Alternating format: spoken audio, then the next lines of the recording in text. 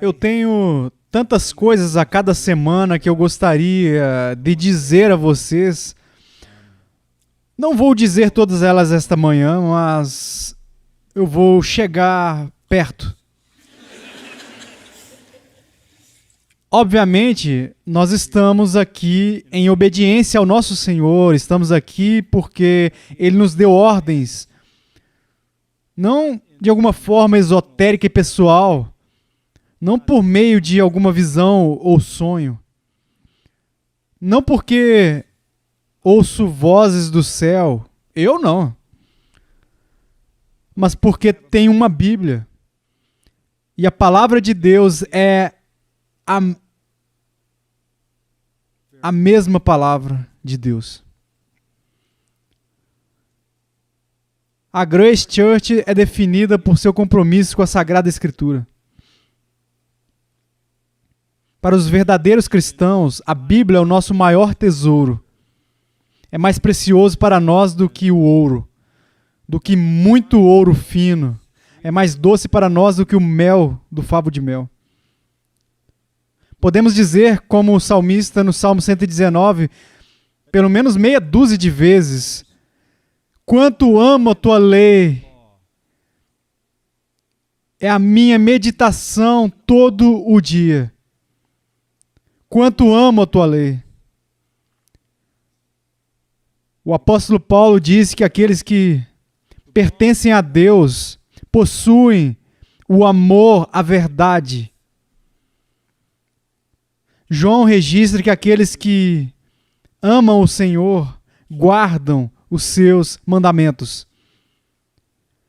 E o salmista disse no Salmo 40 e no versículo 8: agrada-me fazer a tua vontade, ó Deus meu, dentro do meu coração está a tua lei. Desejamos a palavra como um bebê deseja leite, pegando aqui emprestadas as palavras de Pedro. Em João 6, muitos dos seguidores de Jesus, seguidores superficiais, o abandonaram. E ele disse aos discípulos que restaram: quereis também vós outros retirar-vos? Ao que seu porta-voz Pedro disse: Senhor, para quem nós iremos? Tu tens as palavras da vida eterna. Of eternal life. A marca de um verdadeiro cristão é o amor pelas Escrituras. Amor pelas Escrituras, sejam elas promessas ou mandamentos. A verdadeira igreja de Deus sempre foi um lugar onde as pessoas têm fome da verdade, da Bíblia. É por isso que estamos aqui, toda vez que nós nos reunimos. Paulo, escrevendo em 1 Tessalonicenses, elogiou aquela igreja no capítulo 1, versículo 4, reconhecendo, irmãos amados de Deus, a vossa eleição. Então ele continua dizendo: aqui está a evidência de que Deus realmente o escolheu e o redimiu, porque o nosso evangelho não chegou até vós tão somente em palavra, mas sobretudo em poder, no Espírito Santo e em plena convicção. Você sempre pode dizer quem são os verdadeiros crentes. Eles são movidos mais pela palavra de Deus do que por qualquer outra coisa. Eles são movidos a uma obediência e adoração amorosa e alegre. No capítulo 2 e versículo 13, Paulo diz a essa mesma congregação: outra razão ainda temos nós para incessantemente dar graças a Deus, é que tendo vós recebido a palavra que de nós ouvistes, que é de Deus, acolhestes não como palavra de homens, e sim como em verdade é a palavra de Deus, a qual com efeito está operando eficazmente em vós os que credes. É assim que os verdadeiros cristãos abordam a palavra de Deus. Se este púlpito não fosse o local para a proclamação da palavra de Deus, esse local começaria a ficar vazio. É por isso que vocês estão aqui. Não só de pão viverá o homem, mas de toda a palavra que sai da boca de Deus. That proceeds out of the mouth of God. Esse é o maior encorajamento que podia ser dado pelo Senhor a uma igreja por intermédio do apóstolo Paulo. E como pastor de vocês por muitos e muitos anos, é meu maior encorajamento para vocês. Está claro para mim que vocês amam a palavra de Deus. É por isso que vocês estão aqui. E vocês amam o Deus da palavra também. Infelizmente, o trabalho sério, cuidadoso, atencioso e diligente nas Escrituras para revelar seus ricos tesouros não é popular hoje em dia, mesmo nas igrejas. Nos últimos dias, um santo muito influente foi para o céu. Seu nome era Jim Packer. J.I. Packer. Fui impactado pela primeira vez por ele em 1973, quando o livro dele, O Conhecimento de Deus, veio nas minhas mãos. Foi poderoso e influenciou os cristãos em todo o país e em todo o mundo. Um segundo livro, Evangelização e a Soberania de Deus, também teve um impacto enorme na minha vida. Em 1978, tive o privilégio de servir no Conselho Internacional sobre a Inerrância Bíblica. Havia apenas 2 pastores em 100. Havia 100 estudiosos, 98 de instituições educacionais e 2 pastores, eu e o precioso James Boyce. J.I. Packer estava naquele conselho também, lutando pela inerrância das Escrituras. Foi em 1994 que eu tive um contato pessoal com Jim Packer. Me sentei ao lado dele por 7 horas lá na Flórida, enquanto 6 de nós trabalhávamos para esclarecer o Evangelho. Lá estavam Bill Bright, Chuck Colson e Jim Packer. E do outro lado da mesa, Jim Kennedy e eu e meu querido amigo R.C. Sproul. Durante 7 horas, discutimos sobre o Evangelho. Todos eles já morreram, e eu sou o último destes homens de pé.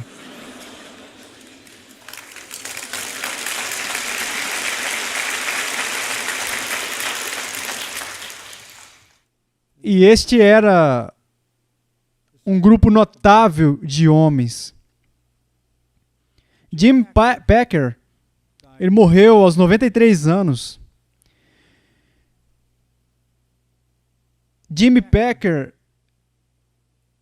entendia o que estava acontecendo na igreja, mesmo com a idade dele.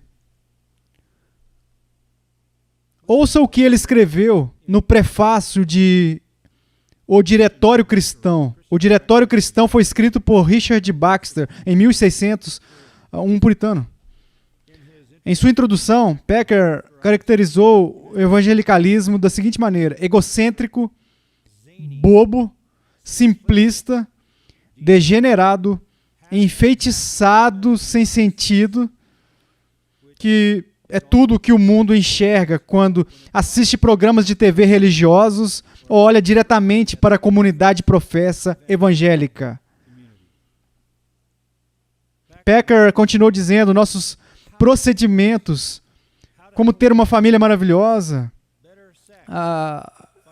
área sexual, sucesso financeiro de uma forma cristã, como lidar com a tristeza, passagens da vida, crises, medos, relacionamentos frustrantes e etc., nos dá a fórmula a ser seguida por uma série de ações supostamente simples da nossa parte, na forma de, eu adoro isso, pintar pelos números.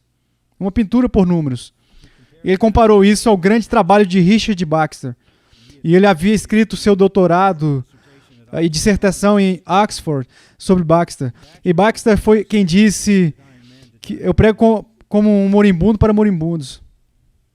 Jim Packer comparou o evangelicalismo contemporâneo com Richard Baxter, que no livro O Diretório Cristão escreveu sozinho mais de 1 milhão de palavras sobre a interpretação e aplicação da palavra de Deus.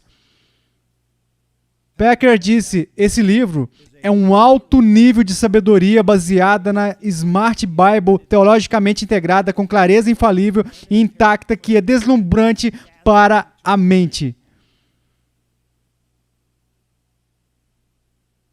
Onde as pessoas vão para interpretações deslumbrantes das Escrituras.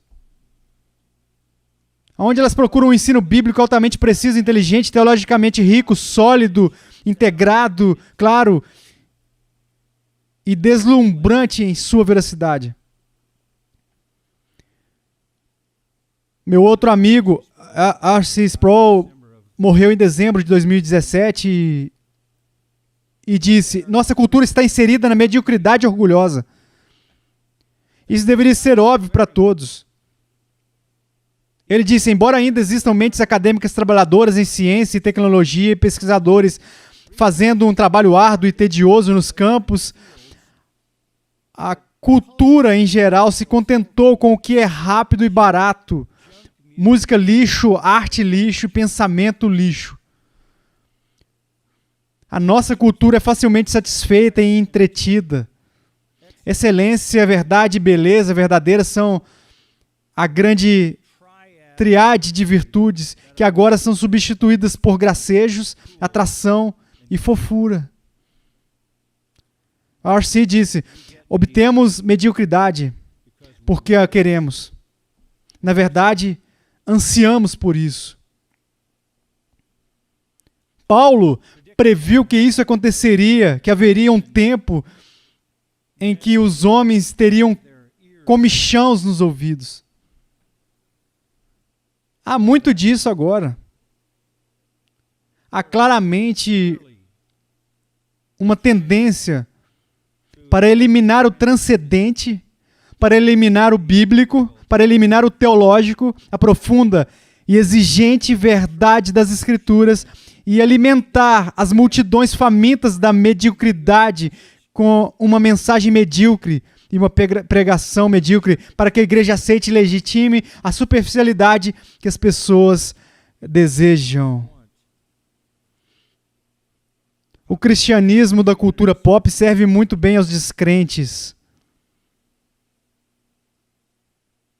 As pessoas não querem levar a Bíblia a sério, então por que a igreja deveria levar ela a sério? Os pastores buscam inteligência, inventam criatividade em vez de um estudo exigente e rigoroso das Escrituras. Quão longe nós fomos disso? Caímos. Gosto de voltar aos puritanos, poderosos pregadores dos séculos XVI e XVII, chamados puritanos, porque o objetivo deles era purificar a igreja na Inglaterra. Eles foram tão fiéis que, em 1662, todos eles foram expulsos de suas igrejas no que é chamado de grande ejeção.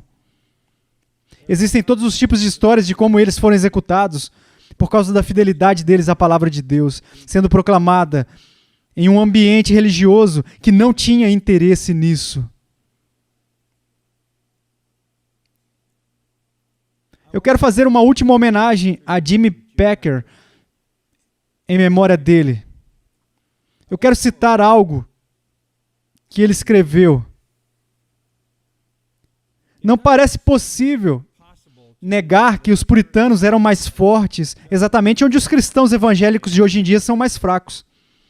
Eram homens de notável poder intelectual, nos quais os hábitos mentais fomentados por sóbrios estudos estavam ligados a um ardente zelo por Deus e a um íntimo conhecimento do coração humano. Todo o trabalho deles revela essa fusão única de dons e graça, onde os puritanos clamavam por ordem, disciplina, profundidade e perfeição. Nosso temperamento é de casualidade, casual, impaciência e inquieta. Ansiamos por acrobacias, novidades e entretenimento. Perdemos nosso gosto pelo estudo sólido, o autoexame, a humildade, a meditação disciplinada e o trabalho árduo, nada espetacular em nossas supostas orações. De novo, onde o puritanismo tinha Deus e sua glória como seu centro unificador, nosso pensamento gira em torno de nós mesmos, como se fôssemos o centro do universo.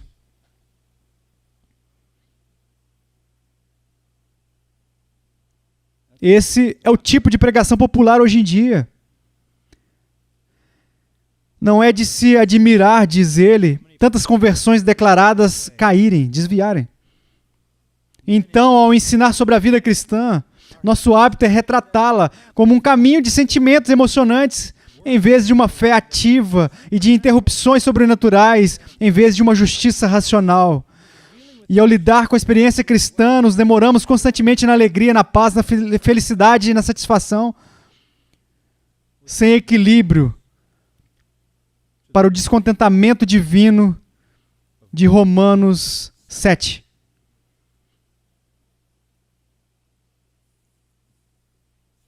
Essa geração está desesperada pela palavra de Deus, mas não quer a palavra de Deus. E a igreja dá continuamente ao mundo o que ele quer. E assim se torna superficial. Há um profeta no Antigo Testamento com o nome de Amós. 8 séculos antes de Cristo, o reino do norte de Israel estava confiante de que a moral havia caído. A honestidade se foi. O abuso dos pobres era muito comum. As pessoas lá da classe alta, elas eram indulgentes e vis. Mas o dinheiro era abundante. A prosperidade generalizada e a adoração falsa era um tanto popular. O reino do norte pensava que tinha Deus do seu lado, até que Deus lançou uma bomba no reino do norte. Essa bomba foi Amós. Ele invadiu Samaria, a capital do reino do norte, como um profeta das más notícias, dizendo repetidamente em toda a sua profecia que Deus estava prestes a julgar. Todo o livro é um pronunciamento do julgamento divino cumprido na conquista assíria. Toda a nação será, disse ele, conquistada, deportada e escravizada. E quando eles foram escravizados, aqui seria o pior de tudo. Capítulo 8, versículo 11. Eis que vem dias, diz o Senhor Deus, em que enviarei fome sobre a terra, não de pão, nem de sede de água, mas de ouvir as palavras do Senhor.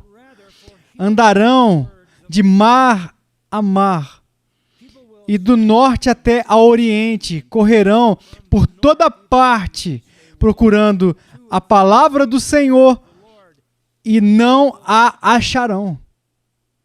Essa é a maldição mais horrível de todas as maldições. A fome da palavra de Deus. As torrentes de revelação divina secam. Aqueles que não quisessem ouvir os profetas, quando eles declarassem a palavra de Deus, iriam para o cativeiro, espalhados por todo o mundo pagão, e eles nunca encontrariam um profeta para profetizar a palavra de Deus. Amós retrata uma cena de miséria espiritual, que é o mais horrível de todos os cenários possíveis. Esperar ouvir uma palavra de Deus e nunca conseguir ouvir.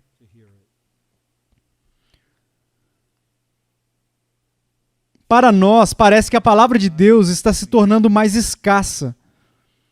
O mundo dos incrédulos não quer ouvir a palavra de Deus. Os falsos cristãos, de fato, não querem ouvir a palavra de Deus.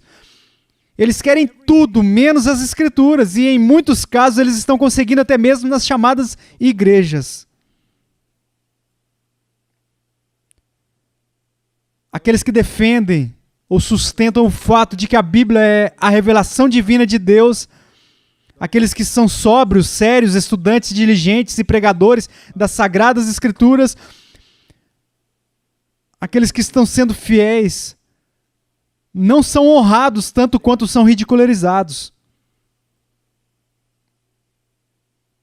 Por que temos prosseguido? Porque ainda estamos examinando a Bíblia, versículo por versículo, por versículo, por versículo, quando não é popular no mundo ou até mesmo na igreja. A resposta a essa pergunta se encontra no texto que li anteriormente. Se você abrir sua Bíblia em 1 Coríntios capítulo 1. Em nenhum lugar a questão da obra de Deus nas Escrituras é apresentada da maneira mais rica do que aqui. Aqueles de vocês que me conhecem sabem que normalmente eu não passo 2 capítulos em um sermão. 2 palavras, talvez.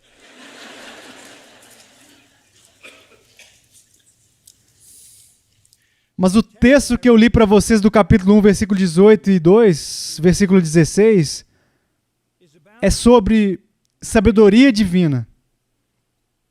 A palavra sábio ou sabedoria é usada 20 vezes e é contrastada com a tolice, que é usada 6 vezes. A sessão inteira explica por que a Grace Church está aqui. E por que aceitamos a sabedoria de Deus revelada nas Escrituras, no Evangelho, nas boas novas da cruz. E a propósito, neste texto, você encontra a frase, a palavra da cruz. Então você enxerga a frase, a sabedoria de Deus. Então você enxerga a frase, o testemunho de Deus. A palavra da cruz, a sabedoria de Deus e o testemunho de Deus são todos iguais. Este é o Evangelho revelado por intermédio das Escrituras. Agora, há uma maneira simples de dividir essa sessão, e eu confesso que nós vamos tocar nela levemente, mas acho que vocês vão entender o ponto principal. Eu disse há algumas semanas atrás que entendemos que os descrentes não acreditam na Bíblia. Não podem acreditar na Bíblia. Não têm interesse na Bíblia. Não é apenas confuso para eles, é obscuro. Eles não têm capacidade de entender isso. Portanto, eles não nos entendem. Como podemos estar tão apaixonadamente assim, comprometidos com a palavra de Deus e amá-la tanto e obedecer a ela tanto por causa do amor que temos por aquele que morreu por nós e ressuscitou? Eles não entendem isso. E na superfície, eu entendo o porquê. Deixa eu dar algumas razões pelas quais os não cristãos não acreditam na Bíblia, ok? Vamos voltar ao versículo 18 do capítulo 1. A palavra da cruz é loucura para os que se perdem. Loucura. O primeiro ponto da mensagem não é razoável. Isso é tolice. A palavra grega é, isso soará familiar, idiota.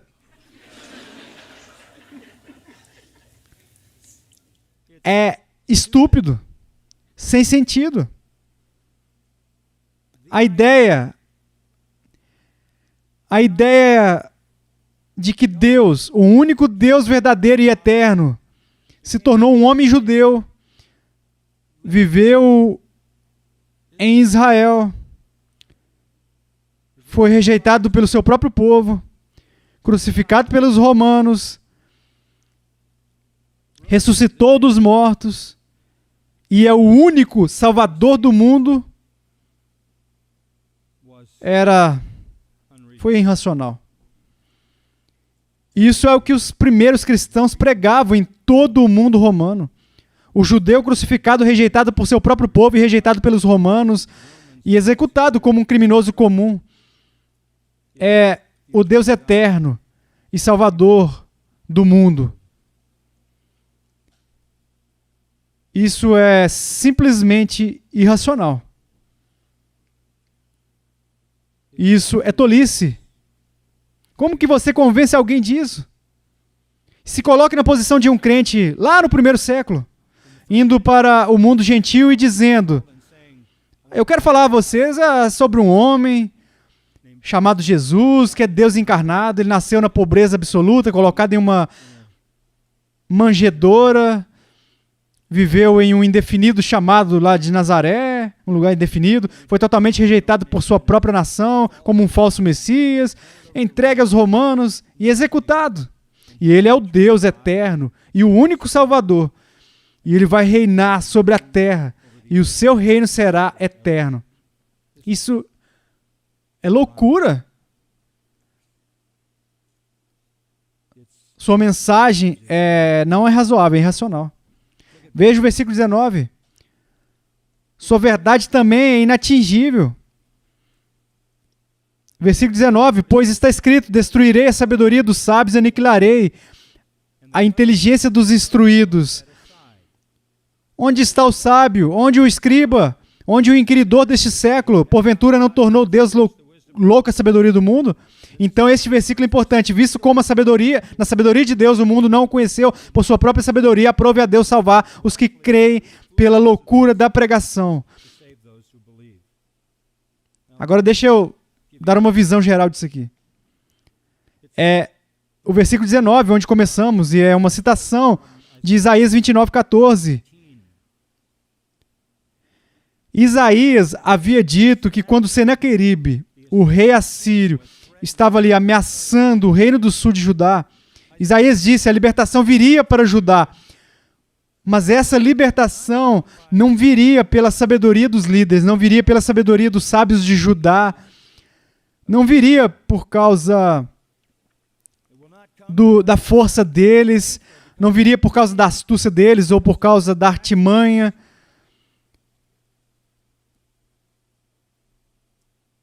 Mas Deus, por sua sabedoria, salvaria Judá de Senaqueribe. E Paulo toma isso aqui emprestado. Destruirei a sabedoria dos sábios e aniquilarei a inteligência dos instruídos.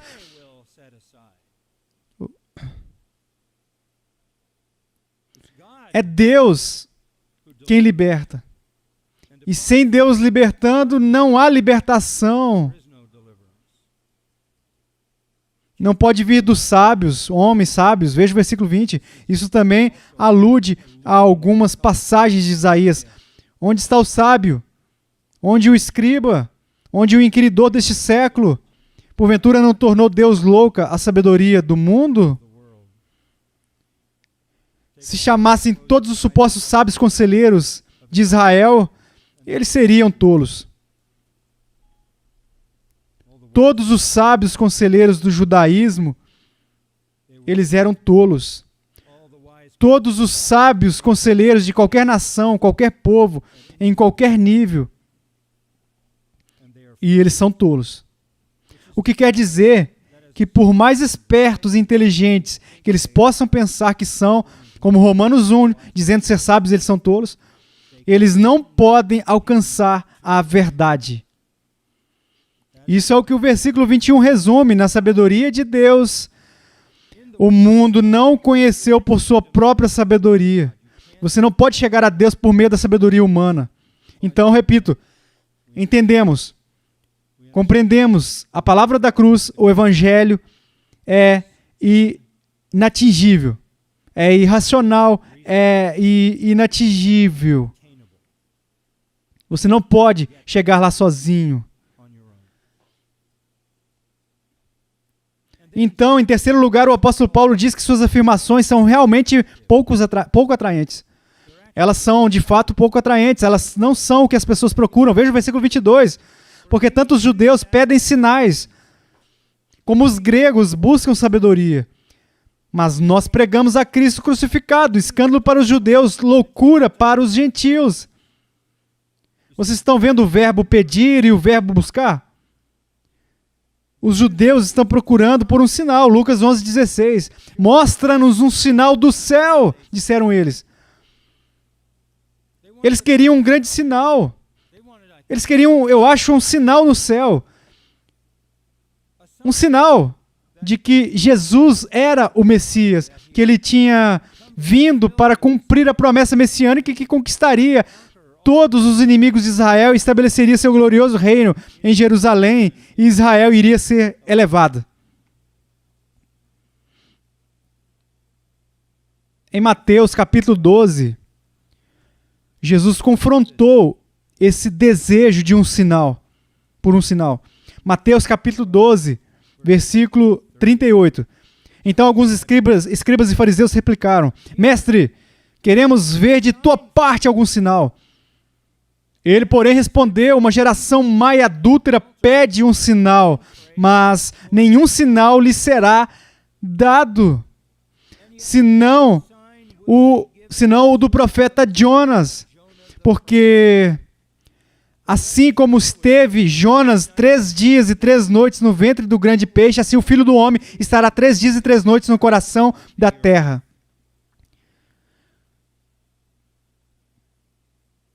Jesus disse aqui, vocês querem um sinal? Eu vou ser enterrado, mas apenas por 3 dias. Vocês querem um sinal? Eu vou dar a vocês um sinal. O sinal será a minha ressurreição. Eles queriam um sinal, eles receberam um sinal. A ressurreição. Quando eles foram ao túmulo, o que aconteceu lá? Estava vazio. As peças de linho estavam onde deveriam estar, quando foram enroladas em seu corpo. A pedra foi removida. E havia testemunhas oculares, as mulheres o viram. E os apóstolos também o viram. E ele esteve com eles por 40 dias. Então o Espírito Santo veio e a igreja foi estabelecida com base na morte e ressurreição do Redentor, Jesus Cristo. Apesar disso, os judeus rejeitaram ele. E quando os apóstolos no livro de Atos saíram para pregar a ressurreição, eles os colocaram na prisão. Os judeus queriam um sinal. Eles queriam um sinal diferente do que receberam. Porque não havia nada neles, não havia mestres neles que pudessem acreditar, no meio deles que pudessem acreditar.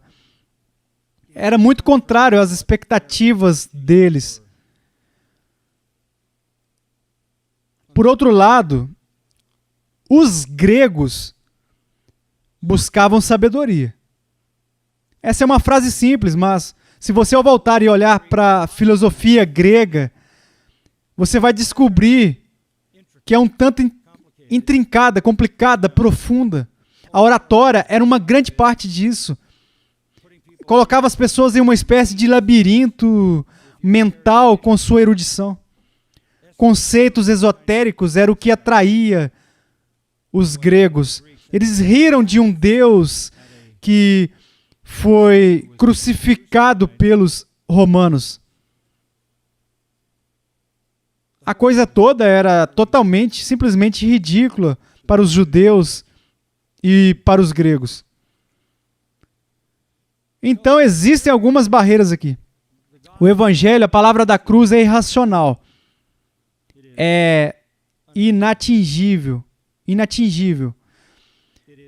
Está além da sua capacidade de processar. Isso porque eles não conseguem o que desejam. Não dá a eles o que eles querem. Os judeus queriam um sinal. Os gregos queriam sabedoria. Jesus ofereceu um sinal. A ressurreição dele. E ele ofereceu sabedoria sobre o pecado, o arrependimento e a salvação. Não a mensagem que eles queriam ouvir. Tudo isso é agravado ainda mais, porque as pessoas também não são dignas de destaque. Se você tivesse uma mensagem como essa, tão difícil de ser vendida, poderia ser útil colocar ela nas mãos de pessoas famosas. Acho que às vezes os cristãos presumem que se pudéssemos ter pessoas famosas confessando a Cristo, que isso vai passar pela resistência. Mas não foi isso que Deus planejou. Versículo 23.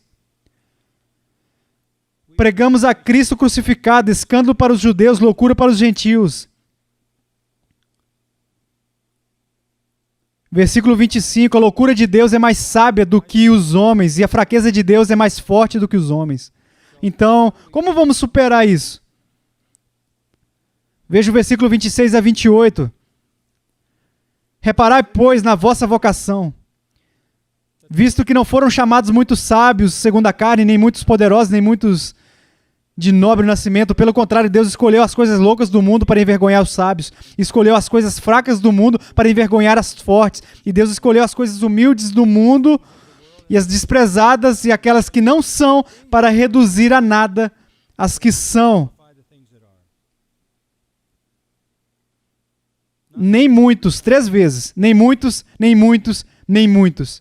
Aqui está o problema. As pessoas que estão proclamando o evangelho não são dignas de destaque. A maioria dos crentes não impressiona. Eu me lembro de estar no Larry King uma noite com Deepak Chopra, é um médico, e ele estava denunciando o que eu estava dizendo. E ele disse, é claro, você não entenderia isso, essa profundidade de percepção que eu tenho. Ele me disse isso. E eu disse, bem, na verdade, eu escrevi um livro sobre isso. E disse, ficaria feliz em entregar ele a você. Esta é uma citação. Eu nunca iria ler nada do que você escreveu. Simplesmente desdém, sarcasmo. Eu nunca leria nada que você escrevesse ou escreveu. Por quê? Porque não faço parte da elite intelectual, nem dos nobres. Veja como Paulo acumula essas declarações de insignificância. Nem muitos sábios, nem muitos poderosos, isto é, poderosos, influentes, nem muitos nobres, isso significa literalmente nobres, alta classe social. Então ele prossegue dizendo no versículo 27, mas Deus escolheu os tolos, os incultos, os idiotas, para envergonhar os sábios. E Deus escolheu os fracos, os não influentes. Então, ele vai ainda mais fundo. Versículo 28. E as coisas humildes do mundo, agnes, nobre nascimento, insignificante. Então, ele vai ainda mais abaixo. As desprezadas. Esse é um verbo que significa ser considerado quase que nada. Então, não somos sábios, não somos poderosos, somos tolos, somos fracos, somos pessoas de origem humilde, insignificantes, que devem ser consideradas como quase que nada. E ele termina dizendo, aquelas que não são. Esse é o particípio presente para o verbo ser, eimi, inexistente. Nós não existimos. Esta é a expressão mais desprezível da língua grega. Aqueles que nem existem. No mundo secular, no mundo não convertido, nós nem mesmo existimos. Vidas pequenas. Então Deus nos deu uma mensagem impossível. Pregar para pessoas incapazes. E nós mesmos não somos ninguém.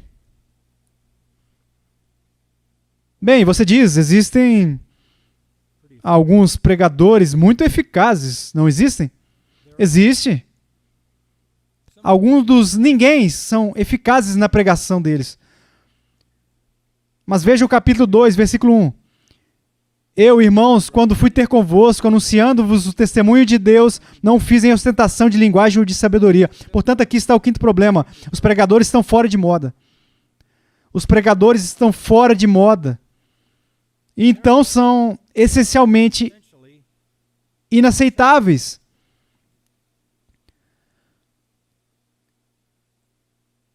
Não o fiz com ostentação de linguagem ou de sabedoria, porque decidi nada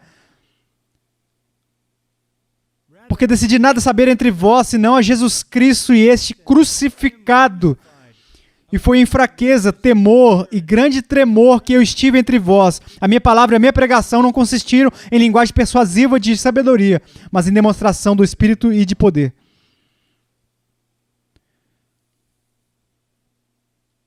Eles estavam acostumados com os sofistas que dominavam o labirinto da linguagem. E Paulo, para eles, era um canalha. Em 2 Coríntios 10:10, ele reconhece que eles disseram que o discurso dele foi desprezível.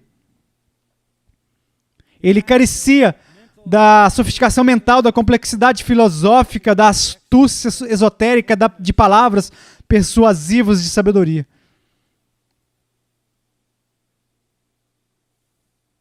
Eu disse ao nosso povo há alguns meses que há uma antologia sobre pregação escrita por um estudioso. São 7 volumes e ele tem uma seção lá sobre mim. E eu acredito que é tão interessante o que ele disse. Eu cito: a retórica do MacArthur está terrivelmente desatualizada. Mas talvez ele saiba de algo que todos nós não sabemos. Ele prossegue dizendo, por que tantas pessoas ouvem MacArthur, esse produto de todas as escolas erradas? Como ele pode lotar uma igreja no domingo de manhã em uma época em que a frequência à igreja está seriamente atrasada? Aqui está um pregador que não tem nada em termos de personalidade vencedora, boa aparência ou charme.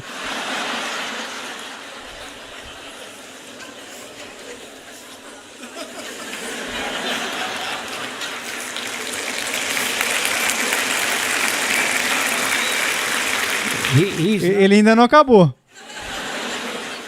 Aqui está um pregador que não nos oferece nada em termos de embalagens sofisticadas e homiléticas. Ninguém diria que ele é um mestre na arte da oratória. O que ele parece ter é um testemunho da verdadeira autoridade. Ele reconhece nas Escrituras a palavra de Deus. E quando ele prega, é a Escritura que se ouve. Não é que as palavras de John MacArthur sejam tão interessantes, mas sim que a palavra de Deus é de incomparável interesse. É por isso que o escutam.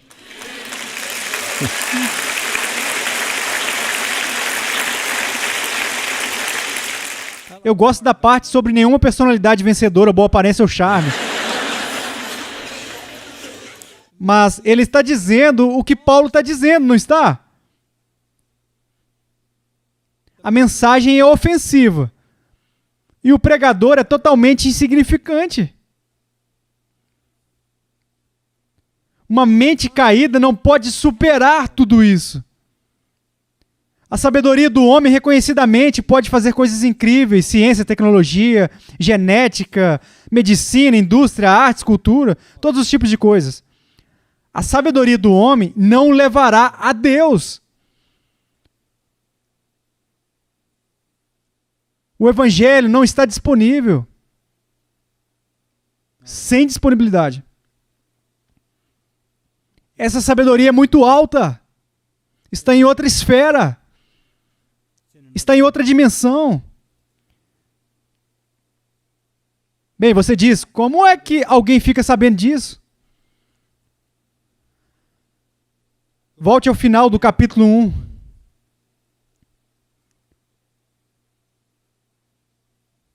Como nós sabemos o que nós sabemos? Versículo 30, mas vós sois dele em Cristo Jesus, o qual se nos tornou da parte de Deus. O quê? Como você soube disso? Como todos nós, alguém descobriu isso? Como nós descobrimos isso? Por obra dele, de Deus. Deixa eu levar vocês de volta ao versículo 18. A palavra da cruz, agora no final do versículo, para nós que somos salvos, é o poder de Deus. Versículo 24. Para os que foram chamados, adiante, poder de Deus e sabedoria de Deus. E quem são aqueles que estão sendo salvos? Aqueles que são chamados. Vocês ouviram isso? Esse é um chamado eficaz. É quando Deus chama o pecador morto à vida. Esse é um ato soberano. E considere o seu chamado. Eu amo isso. Versículo 27. Deus escolheu. Deus escolheu. Versículo 28. Deus escolheu. Por que vocês acreditam?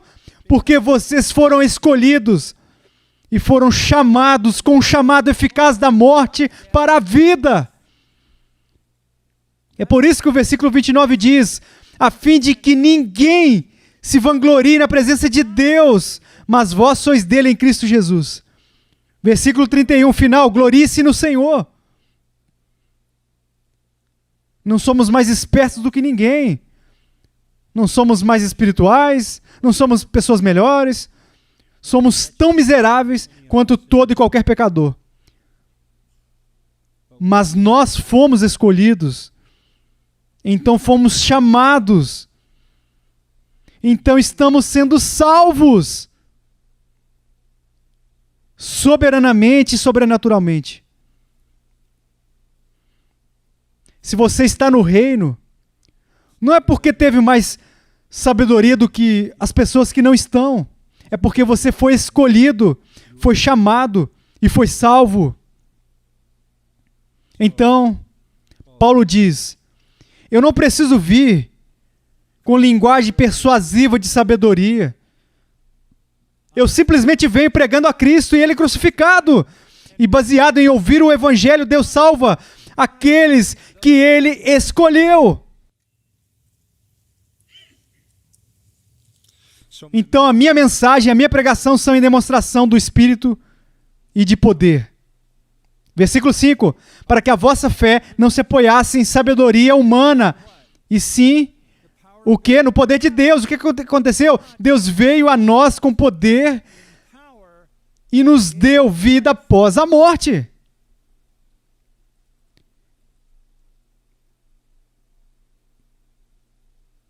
Entretanto, o versículo 6, expomos sabedoria entre os experimentados ou completos. Não, porém, a sabedoria deste século, nem a dos poderosos desta época que se reduzem a nada. Mas falamos a sabedoria de Deus em mistério. Outrora oculta, a qual Deus... Qual é a próxima palavra? Preordenou desde a eternidade para a nossa glória. Você foi predestinado, foi escolhido, foi chamado, foi salvo. E é por isso que você crê na Bíblia e no Evangelho.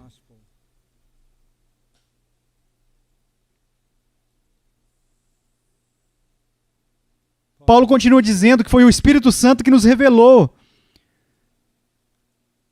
Vá até o versículo 10. Mas Deus nulo revelou pelo Espírito.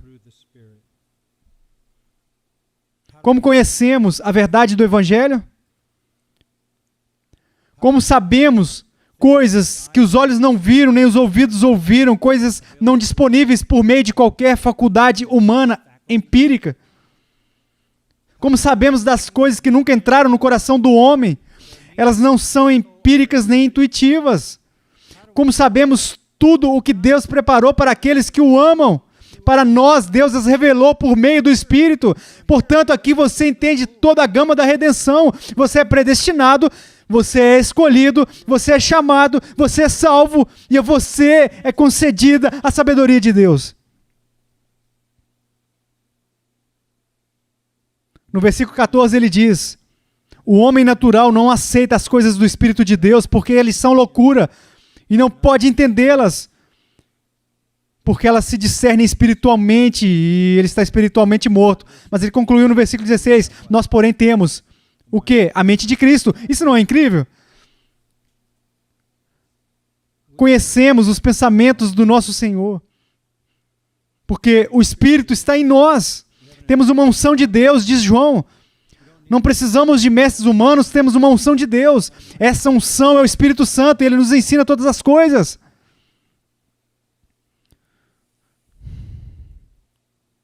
Então, nós não somos ninguém, entendemos? Nós não somos nada. Nós somos o inexistente. Somos o mais baixo dos mais baixos. Mas temos a sabedoria de Deus. Porque Deus, em sua graça e misericórdia, nos chamou. Eu amo o que Martinho Lutero disse.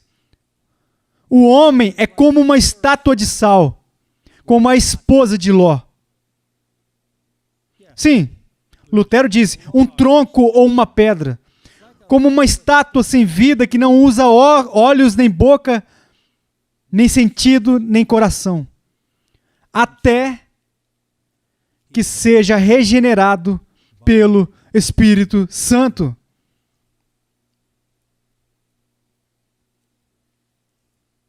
Então nós enxergamos, como sempre vamos adorar. Estamos aqui hoje não porque queremos ser um problema nesta sociedade, nós somos a resposta, não o problema. Estamos aqui porque queremos adorar a Deus que nos deu vida e sabedoria. Se você não tem isso, faça a oração do Salmo 25:5. Guia-me na tua verdade e ensina-me, pois tu és o Deus da minha salvação. Ore o Salmo 119:18. Desvenda os meus olhos para que eu contemple as maravilhas da tua lei. Peça a Deus para te dar luz e vida. Isso só vem dele, por ação dele. De volta ao capítulo 1, versículo 30. Vós sois dele em Cristo Jesus, o qual se nos tornou da parte de Deus sabedoria e justiça e santificação e redenção. Peça a Deus por essas coisas. Clame a Deus por sabedoria divina para entender o Evangelho, para que a justiça seja atribuída a você, imputada a você, a própria justiça de Cristo que se torna sua pela fé. Peça a Deus para purificar você do pecado, para comprar você de volta da morte e do inferno. Essa é a única esperança que um pecador tem. Você não pode fazer isso sozinho, você tem que clamar. E Jesus disse, aquele que vier a mim de maneira nenhuma eu lançarei fora, ok? Pai nosso, nós só nos reunimos por uma razão, que é reconhecer que te amamos e te adoramos. Te adoramos. Estamos aqui para ti. Estamos oferecendo o nosso louvor e a nossa adoração a ti, para a sua glória. O Senhor é o alvo. Nós somos os adoradores, trazendo o nosso sacrifício de louvor do fundo dos nossos corações. E para aqueles, Senhor, que ouviram a palavra de Deus e talvez reconheceram que estão entre aqueles que estão mortos, ignorantes, obscurecidos, indefesos, desamparados e sem esperança, que clamem a ti por sabedoria, justiça e santificação, somente por meio de Jesus Cristo. E é em seu nome que nós oramos. Amém.